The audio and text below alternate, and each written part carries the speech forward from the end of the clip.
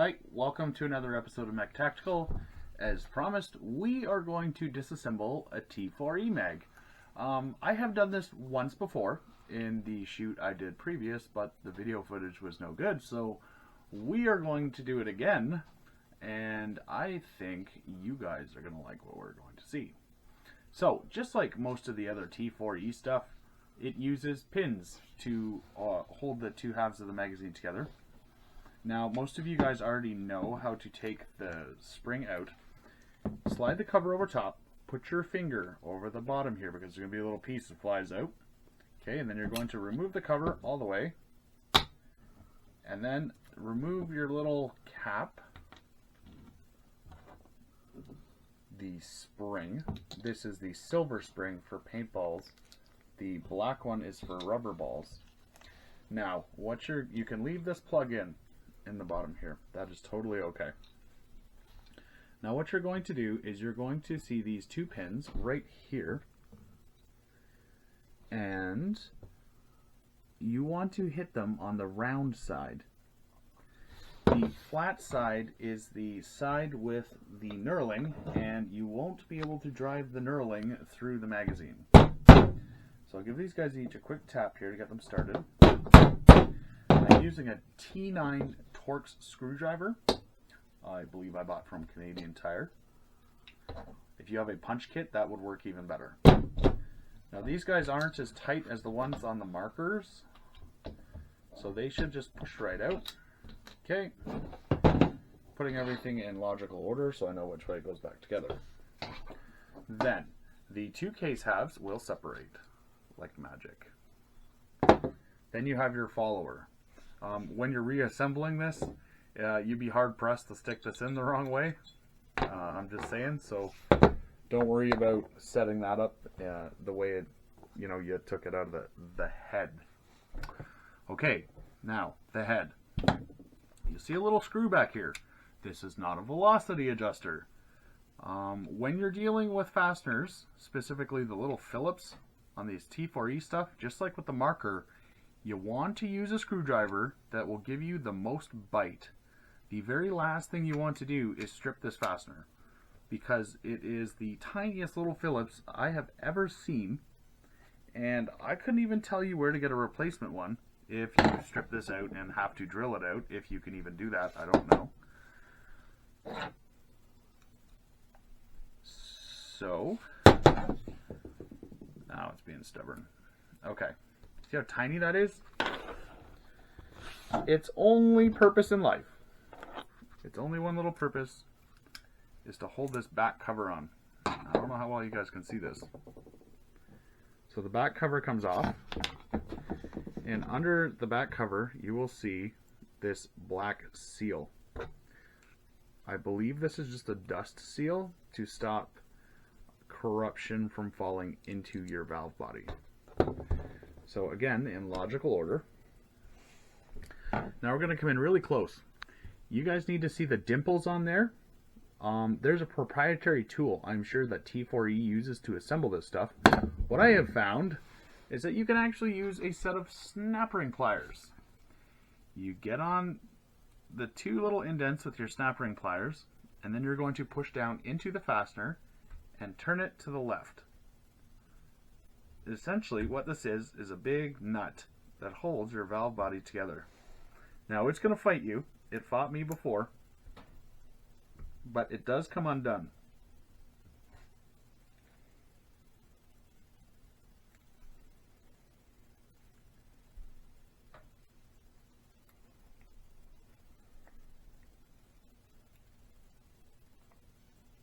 Okay, so it started to turn. Once you get it turning, you can use a little screwdriver and just kind of coax it around. Now this cap comes out. There's a seal on the back of this cap. Then what you're going to do is pull your little pin out for your valve with the spring attached.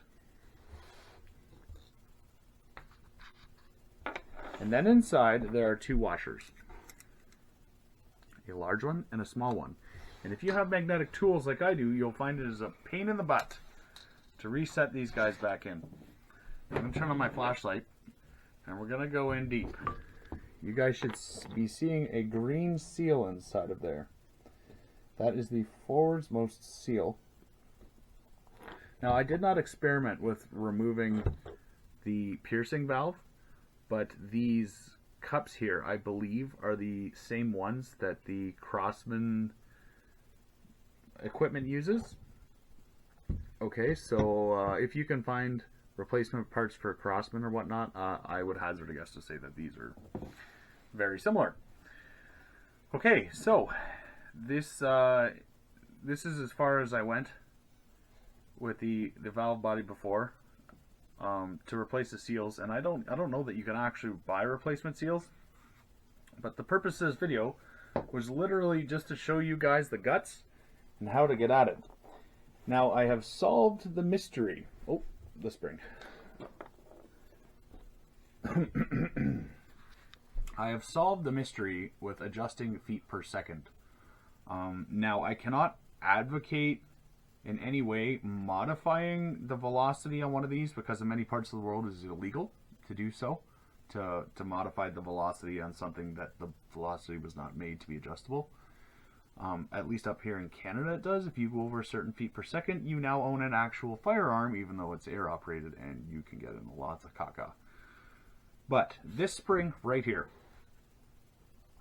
as your hammer on your marker comes forward, it pushes against this spring to a predetermined depth, allowing a measured amount of air to go down the barrel, pushing your projectile.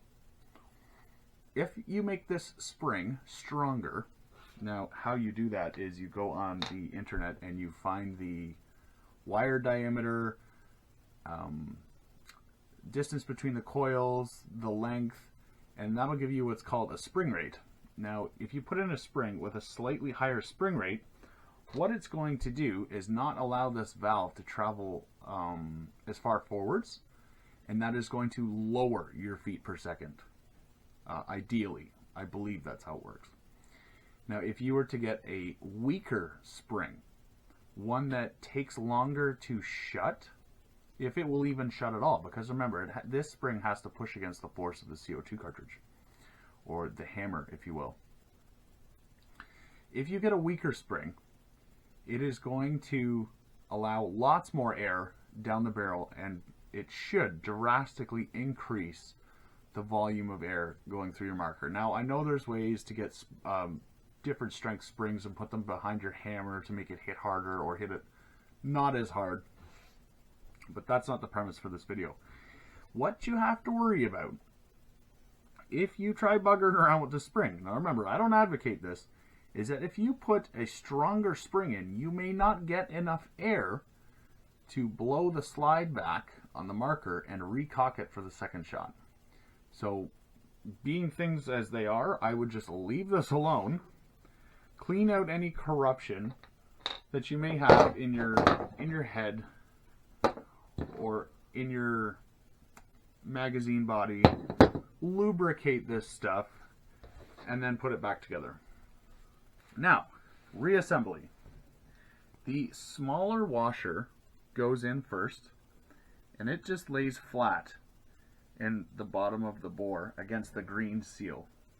Now, the purpose of that washer is to stop the spring from chewing up your seal.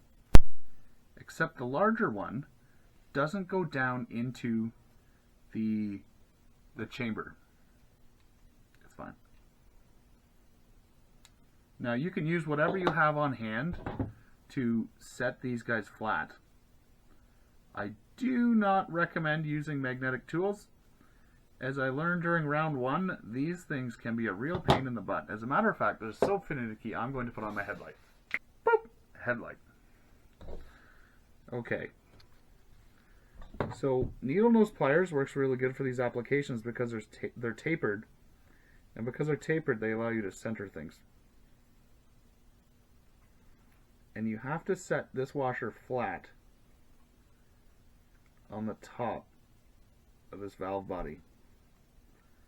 So this whole idea won't work.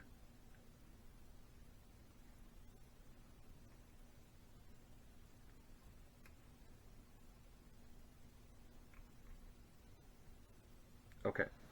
Now if you come in here real close, you'll see that I've set the washer flat on the top of the valve body.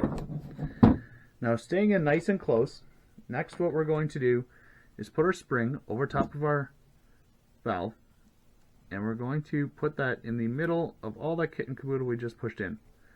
Now what you want to do is give it a couple test pushes and all should sit flat. Perfect. Then, because we placed everything in logical order, what we're going to do is put our threaded nut back on the valve body here, and we're going to hold this down in place with one finger. Go back to your snap ring pliers, or if you are a machinist and made yourself, you know, a proprietary tool, perhaps grinding a slit in the center of an Allen socket or something to fit over top of this button head, then go ahead and use that. And you're going to screw this in until it stops turning. Okay, now it has stopped turning. I'm going to give it a little bit of force. Hence I said a little bit of force. Okay, that's it. Now before you go any further, see? Something went wrong here. So I'm going to unscrew it and find out what happened. Oh, it just seated. Okay, see? Always test your stuff as you go along, because even I, especially me, all the time, I run into these little jams, especially when I'm working on something new, something I don't understand, something we're looking at for the first time. Then I'll just reach a spot where I go, oh, this doesn't seem right, and it's easier to backpedal one step than have to go all the way back to the beginning once you reach the end. Okay, so now it has stopped turning. Give it one more press. Test press. Yep, we're good. And then one more little crank. Cool. Now you don't have to worry about this necessarily taking off on you, but you do want it tight. When you're putting your back pad on, I'm gonna get rid of the headlight now. When you're putting your back pad on, the nipple goes up and it just sits flat. Just like that. Then your backing plate goes on over top of the nipple. Now don't force this because you don't want to cut this. Okay, you just find its home, wiggle it around in place. That well should be open like such. Now I'm resetting the screw on the screwdriver before I put the fastener in, because there's no way my sausage fingers are going to fit in here to be able to start that screw. Tightening up the screw. Just like that. Do not over tighten that tiny little thing. The whole kit and caboodle. It just... I get a lot of people's urges to really tighten stuff down, but with tiny little fasteners like this, the littlest amount of input can sometimes be too much. Just snug it up, give it a little twist with just your fingertips, and that's enough. Okay, your follower, like I said, it only goes back in one way. Nipple down. For obvious reasons, it catches the back of the spring and sort of helps guide it. Now, when you're reassembling this, you'll see a flat side with knurling, and then you'll see a rounded side. The rounded side goes in first.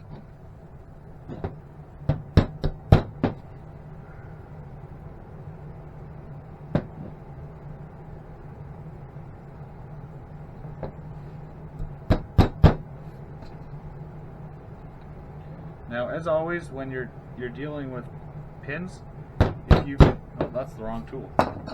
Sorry. When you're dealing with pins, you don't want to beat the bejesus out of stuff.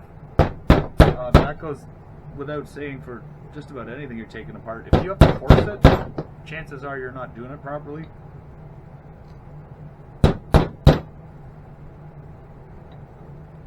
And you're going to knock this in until it's just flush.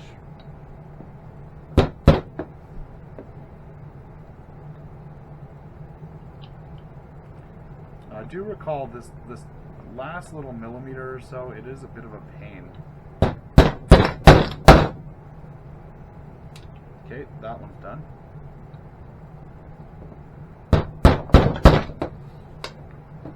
That one's done. And then the rest is pretty much self-explanatory. You put the spring in. The large side of the wedge goes rearward, so that when you push it down, it matches the taper at the bottom of the magazine. And you hold that in with your finger. Don't let this go. Remember, your parts kit should have only come with one spare. Slide her back together, and that is her. Assembly and disassembly. Now, I'm not going to go through the process of pressurizing it and putting it in the marker and showing you that it fires. I did that with this magazine. Look at that, I've had 2 magazines apart tonight, and it works. It works good. Don't be rough with the rubber parts. Obviously, if you nick or cut them, it is going to leak, and then you're going to have a huge problem. I hope that watching this video has helped save you time and or frustration in figuring out how to service your T4E magazines. As always, thank you for watching. Don't forget to subscribe, and I will see you guys again next time.